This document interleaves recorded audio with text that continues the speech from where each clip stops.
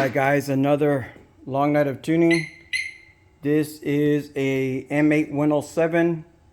We have some SNS rocker arm studs, SNS push rods, adjustable push rods, SNS lifter cuffs. We are running a Star Racing 3030 cam with the D&D 2-into-1 exhaust with a dummy exhaust on the other side. So we had previously tuned this motorcycle. This one had an FP3 fuel pack with some Neighbor Haters exhaust, and it had previously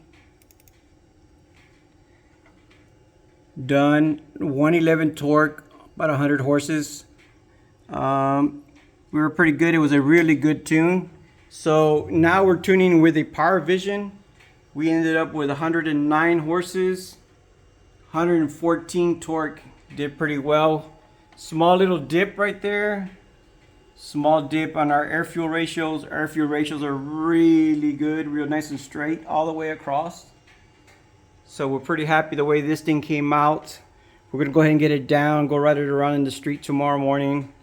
Thanks for watching, guys. We have a lot more cool videos coming soon. I would like for you guys to try to get on our social media, Instagram, Facebook page, YouTube, and see if you can like, share, and follow. Thanks, guys.